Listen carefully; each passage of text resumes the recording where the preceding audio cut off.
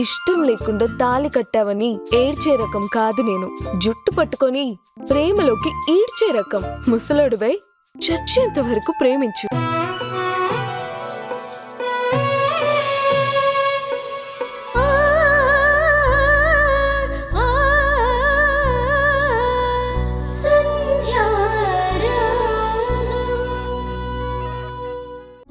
పాపని తీసుకుని ఇంటికి వస్తానంటే హాస్పిటల్లో ఉన్న విషయం తెలిసిపోతుందనే నన్ను రావద్దని చెప్పింది. ఈ యాక్సిడెంట్ గురించి మీకెప్పుడు తెలుసు?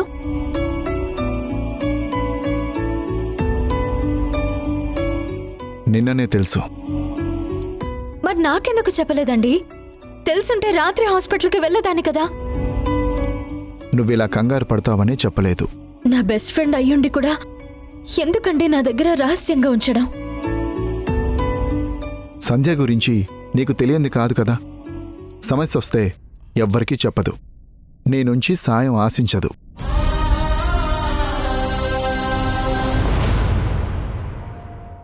అత్తయ్య, మీరెప్పుడొచ్చారు? నువ్వు ఉండవని తెలిస్తే ఇంకా ముందే వచ్చేదాన్ని, లేదంటే రాత్రంతా ఇక్కడే ఉండేదాన్ని. కట్టుకున్న మొగుణ్ణి హాస్పిటల్లో వదిలేసి ఎక్కడికి వెళ్ళావమ్మా నువ్వు? కొంచెం కూడా బాధ్యత లేకుండా ఇలా చేస్తావని నేను అస్సలు ఊహించలేదు. రాత్రి పాప ఏడుస్తుందని వింధ్య నాకు ఫోన్ చేస్తే నేను వెళ్ళక తప్పలేదత్తయ్యా. పాపకి పాలిచ్చిన తర్వాత ఎవరి దగ్గరికి వెళ్ళకపోవడంతో నేను అక్కడే ఉండాల్సి వచ్చింది. ఇదొక కారణమా సంధ్య? నువ్వు తప్ప ఆ బిడ్డకి పాలిచ్చేవాళ్ళు ఈ ప్రపంచంలో ఎవరూ లేరా? అయినా శ్రీకరం హాస్పిటల్లో ఉన్నాడని తెలిసి కూడా వాళ్ళు ఎలా ఇంటికి రమ్మంటారు? అన్నీ మర్చిపోయి నువ్వెలా వెళ్తావు? ఈయన హాస్పిటల్లో ఉన్న విషయం వాళ్ళెవరికీ తెలియదత్తయ్యా. పోనీ నీకు తెలుసు కదా. గంట గంటకి వాడికి జ్వరం చూడాలని కూడా నేను చెప్పాను. అది కూడా గుర్తులేదా నీకు? అమ్మా, నువ్వు మధ్యలో మాట్లాడకు శ్రీకరం. నువ్విలా వెళ్తున్నట్టు కనీసం ఫోన్ చేసి చెప్పినా నేను శ్రీజ ఇక్కడికొచ్చేవాళ్ళం కదా. ఇంటికి వెళ్ళానే కాని మనసంతా శ్రీకరం మీదే ఉంది. ఉదయాన్నే వచ్చి చూసేసరికి ఒక్కడే అనాథలా పడున్నాడు. రాత్రి నుండి మంచినీళ్ల కోసం ఎదురు చూస్తూనే ఉన్నాడు. వాడికి నీళ్లు పట్టిస్తుంటే నా కన్నీళ్ళు ఆగలేదు తెలుసా. నన్ను క్షమించండి అత్తయ్య. ఆ ఇంటికి వెళ్ళి పాలిచ్చి వచ్చేద్దాము అనుకున్నాను, కానీ అక్కడే ఆలస్యం అయిపోయింది. ఉదయం నుండి అలసిపోవడం వల్ల తెలియకుండా నిద్ర వచ్చేసింది అత్తయ్య. ఏమో సంధ్య, నా కొడుకు పక్కన నువ్వు లేకపోయేసరికి ఇప్పుడు నువ్వేం చెప్పినా నాకు అర్థం కావు, వినాలని కూడా లేదు. అమ్మా, అక్కడ పసిబిడ్డ రాత్రి లేచి ఏడిస్తే అందరూ కంగారు పడి ఉంటారు కదా. సంధ్య తప్పక వెళ్ళుంటుంది. ఏం జరిగిందో చెప్తున్నా కూడా నువ్వు అర్థం చేసుకోకపోతే ఎలా? సంధ్య నన్ను ఎంత ప్రేమగా చూసుకుంటుందో అది నీకు మాత్రం తెలీదమ్మా. అలాంటిది ఏదో ఒక్కసారి తెలియకలా జరిగితే తన మీద అంతలా కోప్పడతావేంటి? వింజకి పుట్టిన బిడ్డ కోసం సంధ్య ఆలోచించింది. నా బిడ్డ కోసం నాకు కోపం రాకుండా ఎలా ఉంటుందిరా? అత్తయ్య, తప్పంతా నాదే, నేను ఒప్పుకుంటున్నాను. మీ స్థానంలో ఎవరున్నా ఇలానే కోప్పడతారు. నా స్థానంలో ఉన్నవాళ్ళు క్షమాపణ మాత్రమే చెప్పగలరు.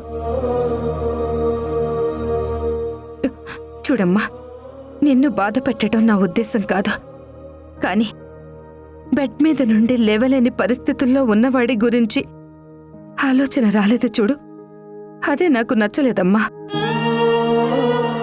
కారణం ఏదైనా సరే ఇంకెప్పుడు వీణ్ణి ఒంటరిగా వదిలి నువ్వెక్కడికి వెళ్ళొద్దు. స్నేహం కన్నా మాంగళ్యానికి విలువ బలము ఎక్కువని తెలుసుకోమ్మా.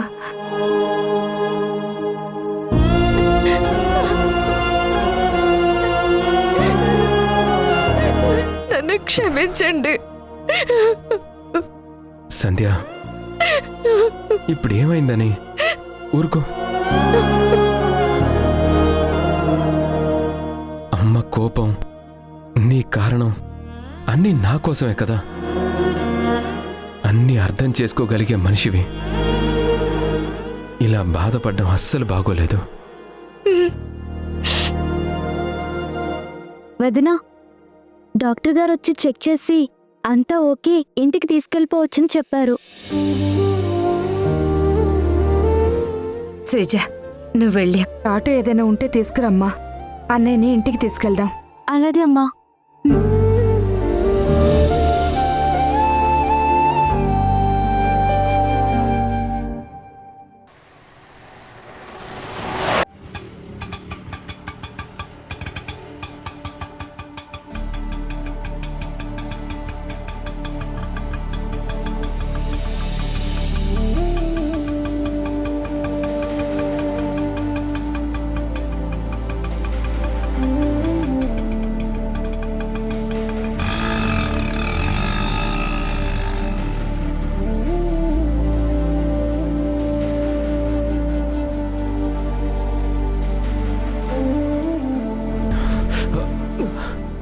మెల్లగా చూసుకున్నాడు నాన్న.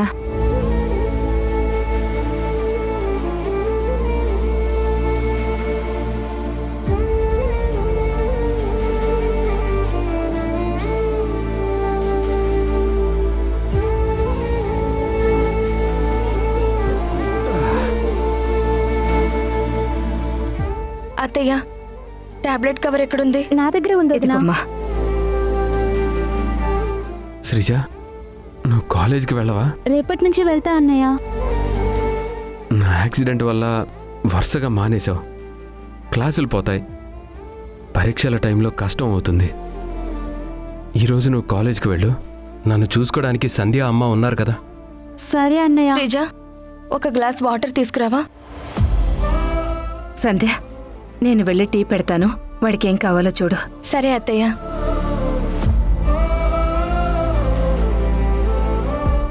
నేను హాస్పిటల్లో ఉన్నట్టు వింధ్య వాళ్ళకి ఎందుకు చెప్పలేదు? ఇప్పుడు దాని గురించి ఎందుకండి, తర్వాత మాట్లాడుకుందాం. మీరు ఈ టాబ్లెట్ వేసుకుని కాసేపు రెస్ట్ తీసుకోవాలి. వదిన వాటర్.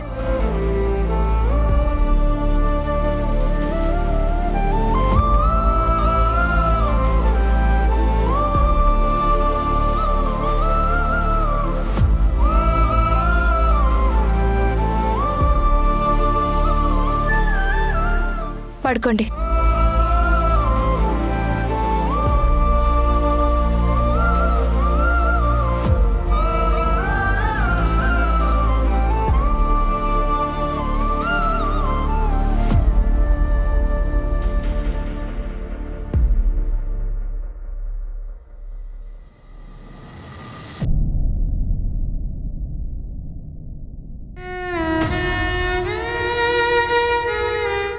వింధ్య,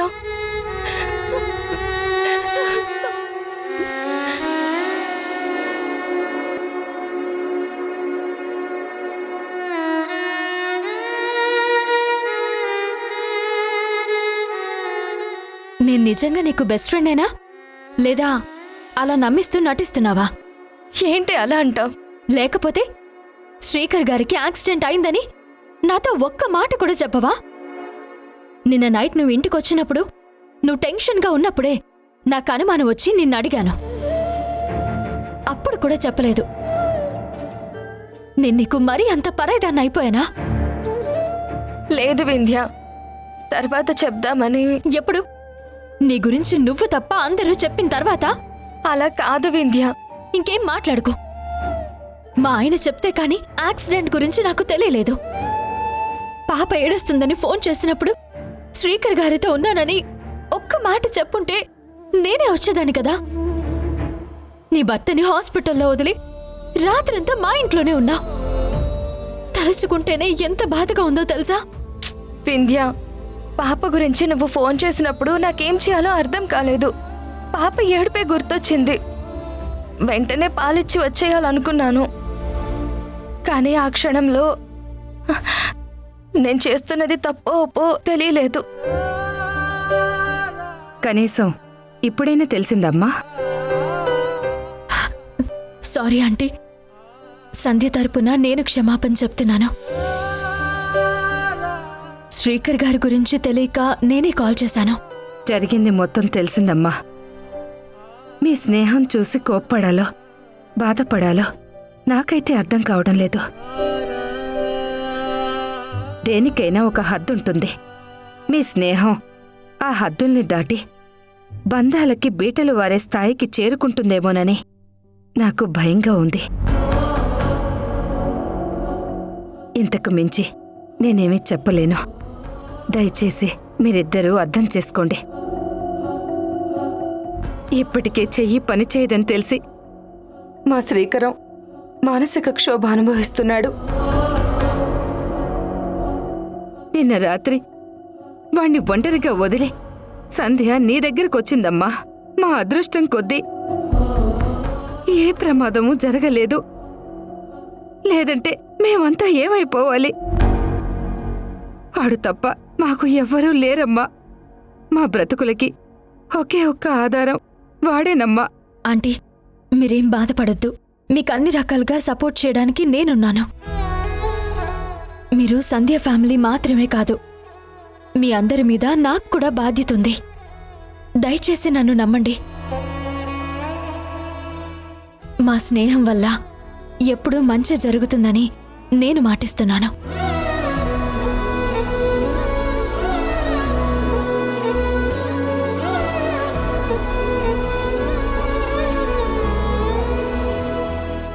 వింధ్య,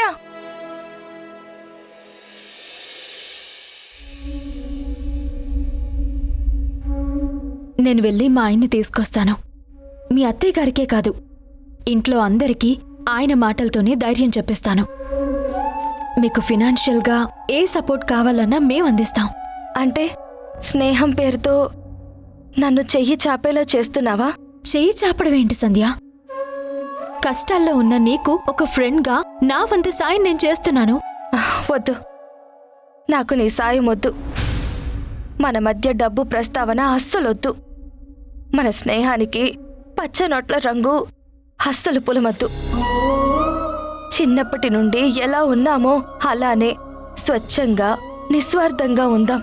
అది కాదు సంధ్య, శ్రీకర్ గారిప్పుడు మగ్గం కూడా నేయలేరు కదా. మీరు బ్రతకడానికైనా ఏదో ఒక ఆధారం కావాలి కదా. నేనున్నాను కదా, అర్ధాంగిగా భర్త బాధ్యతని పంచుకుంటాను. ఈ జన్మకి నీ స్నేహం మాత్రం చాలు, ఇంకే సహాయం వద్దు. మన స్నేహంలో స్వార్థం వద్దంటూనే నీ మాట భలే గెలిపించుకుంటావు సంధ్య. మాటల్లో నీ మీద నేనెప్పుడూ గెలవలేను. నాది ఒకే ఒక రిక్వెస్ట్, ఇక నుండి నీకే కష్టాలు రాకూడదనే కోరుకుంటున్నాను. ఒకవేళ వస్తే మాత్రం ఒక మాట నాకు చెప్పడం మర్చిపోకు సంధ్య, ప్లీజ్.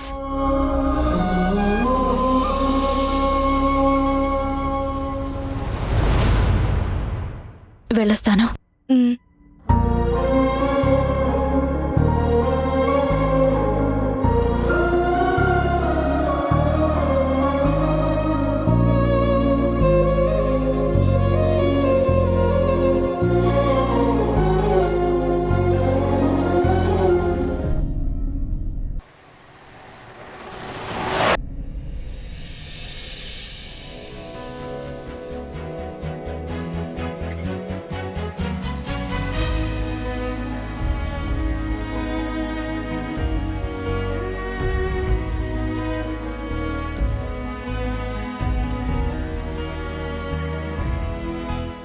ఏంటిది 3 లక్షలు హాస్పిటల్కి పంపినట్టుంది? అవును మేడం, రాజేష్ గారు పంపించారు. రాజేషా? అదేంటత్తా అలా అడుగుతున్నావు? ఆ పేమెంట్ గురించి నీకు తెలీదా? తెలిస్తే ఎందుకు అడుగుతాను? సరే, నేను చెక్ చేసి ఫైల్ పంపిస్తాను, మీరు వెళ్ళండి. Okay madam.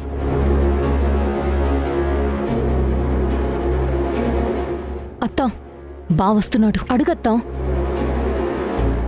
రాజేష్, ఆ, ఈ మధ్య ఏమైనా చెక్ పేమెంట్ రాసిచ్చావా? లేదమ్మా, అలా చేస్తే నీకు చెప్తాను కదా. సడన్గా నీకు డౌట్ ఎందుకు వచ్చింది? ఏం మౌనిక, ఇది కూడా నీ పనేనా? బావా, ఈ ఇంట్లో ఏం జరిగినా నువ్వు నన్ను బ్లేమ్ చేస్తున్నావేంటి? మీ అకౌంట్లో చెక్కుల గురించి నాకెందుకు? నాకు సంబంధమే లేదు. తనేం చెప్పలేదురా, నేనే క్యాజువల్గా అడిగాను. నువ్వెక్కడికో బయటికెళ్తున్నట్టున్నావు కదా, వెళ్ళు. ఓకే ఓకే అమ్మా, బాయ్.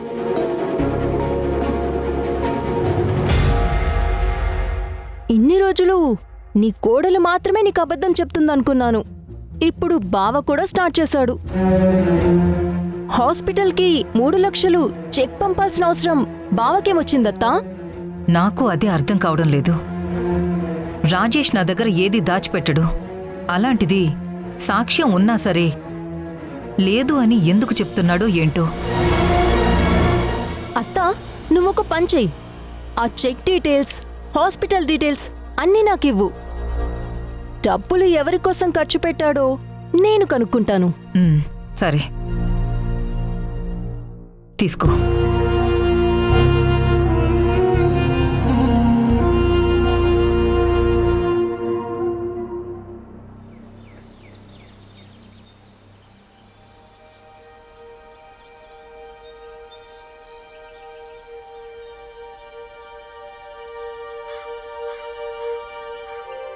వదినా, ఏంటి శ్రీజ, నువ్వింకా రెడీ అవ్వలేదా? ఇప్పటికే కాలేజ్కి లేట్ అయింది కదా. నేను కాలేజీకి వెళ్ళను వదినా. అదేంటి? అన్నయ్యని ఈ పరిస్థితుల్లో చూసి కూడా ఫీజులు కట్టి చదువుకోవడం నాకు ఇష్టం లేదు. ఇంటి భారం అంతా నీ ఒక్కదాని మీదే పడటం నాకు ఇష్టం లేదు వదినా.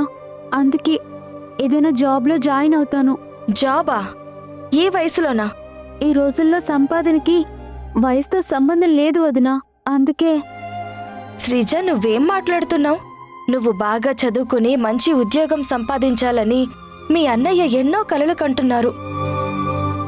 ఆయనకి దూరమైన చదువు నీకైనా దక్కాలని ఎన్ని రోజులు కష్టపడ్డారు. ఇప్పుడు ఆ కలలు, కష్టం నాది. నీ చదువు మాత్రం ఆగకూడదు. అర్థమైంది వదినా. నేను అమ్మాయిని కాబట్టి నువ్విలా మాట్లాడుతున్నావు కదా. అదే అబ్బాయినైతే సరే అని ఒప్పుకునేదానివి కదా. నువ్వు అబ్బాయి అయినా అమ్మాయి అయినా నేను వద్దనే చెప్తాను. నువ్వు 3 రోజులు కాలేజ్కి వెళ్ళనందుకే ఆయన ప్రత్యేకించి అడిగారు. అలాంటిది పూర్తిగా మానేస్తానంటే ఆయన తట్టుకోగలరా? మగ్గానికి దూరమైనందుకే మీ అన్నయ్య మానసికంగా కృంగిపోయారు. ఈ సమయంలో మనం ఆయనకి నచ్చినట్టు చేసి తన బాధ తగ్గించాలే గాని మనకి తోచినట్టు ఆలోచించకూడదు. వదినా, ఒక పని చేస్తాను. పార్ట్ టైం జాబ్ చేస్తూ ప్రైవేట్గా డిగ్రీ కడతాను. అప్పుడు చదువు ఆగదు, నీకు సపోర్ట్గా కూడా ఉంటుంది. శ్రీజ, మీ అన్నయ్య మీద ఉన్న నమ్మకం ఈ వదిన మీద లేదా? మీ అన్నయ్య ఆరోగ్యంగా ఉంటే నువ్విదే మాట చెప్పేదానివా? అది కాదు వదినా. శ్రీజ, చూడు, నీ భవిష్యత్తుకి నేను హామీ ఇస్తున్నాను. మీ అన్నయ్య కలని నిజం చేయాల్సిన పూచి నీది. నువ్వు జాబ్ చేసి కష్టపడాలనుకోవడం కాదు, కష్టపడి చదవాలనుకో. నీ కష్టానికి ప్రతిఫలం నువ్వొక్కదానివే కాదు, ఈ ఇల్లు మొత్తంలో కనిపిస్తుంది. నువ్వు చదివే పుస్తకాల్లో అక్షరాలు, జ్ఞానం మాత్రమే కాదు, అద్భుతమైన నీ భవిష్యత్తు, మా అందరి సంతోషం కూడా ఉంది. అందుకే నువ్వు ఉద్యోగం గురించి ఆలోచనలు మానేసి చదువు మీద మాత్రమే కాన్సంట్రేట్ చెయ్యి. బాగా చదువుకుంటే ఉద్యోగమే నిన్ను వెతుక్కుంటూ వస్తుంది.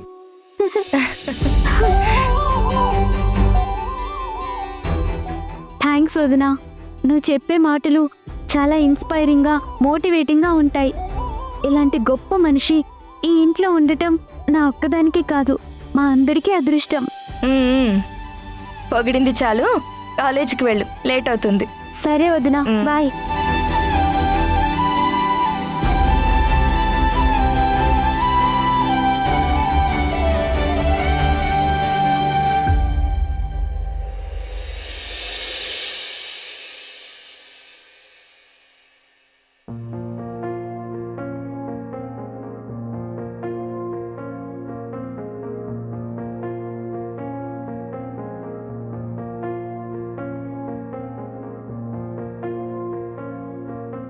భర్త హాస్పిటల్లో ఉన్నా కూడా పాప ఆకలి తీర్చడానికి తను ఇంటికొచ్చిందంటే సంధ్య గురించి ఏం మాట్లాడాలో కూడా నాకైతే తెలియట్లేదమ్మా.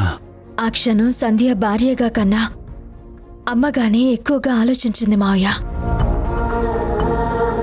పాప విషయంలో సంధ్య చేసిన సాయానికి ఎన్ని జన్మలెత్తినా రుణం తీర్చుకోలేను. కడుపున పుట్టకపోయినా ఇంత పాశం పెంచుకుంది అంటే దానికి కారణం మీ స్నేహమేనమ్మా.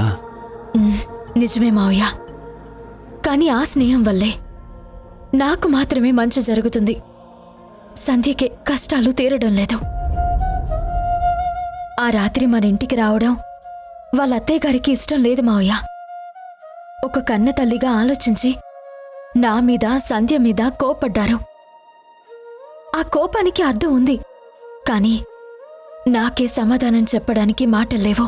ఆ ఇంట్లో అందరూ శ్రీకర్ కష్టం మీదే బ్రతుకుతున్నారు.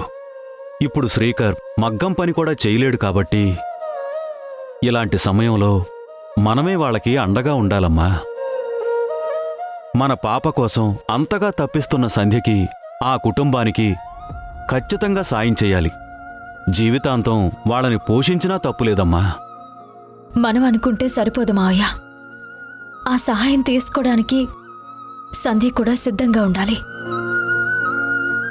మన స్నేహం మధ్యలో డబ్బు అన్న మాటే రాకూడదు. మేం డబ్బు లేకపోయినా ధైర్యంగానే ఉంటాం, నువ్వేం ఆలోచించొద్దు అని చాలా సున్నితంగా వద్దని చెప్పింది మావయ్య. పోనీ నేను రాజేష్ ఇద్దరం కలిసి వెళ్ళి మాట్లాడమా? ఆర్థికంగా వాళ్ళని ఆదుకుంటామని ఆ ఇంట్లో వాళ్ళని ఒప్పించమా? ఆ ఇంట్లో అందరూ సంధ్యలా ఆలోచించేవాళ్లే మావయ్య. వాళ్ళకి డబ్బు అవసరమే కానీ ఆశ కాదు. కష్టాన్ని నమ్ముకుంటారు కానీ కాసులకి అమ్ముడుపోరు. చూడమ్మా, ప్రపంచం డబ్బు చుట్టూ తిరుగుతుంటే ఆ డబ్బు కన్నా ఆత్మగౌరవమే గొప్పదని బ్రతికే అలాంటి మనుషులు అందరికన్నా ఆస్తిపరులమ్మా. ఆ ఆస్తులు మనలాంటి వాళ్ళు చెప్పుకుని గొప్పగా ఫీల్ అవడానికే మావయ్య.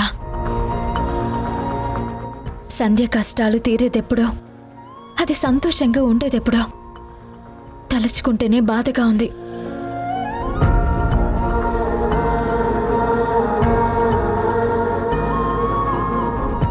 మీరు శ్రీకర్ గారి ట్రీట్మెంట్కి డబ్బులిచ్చారా?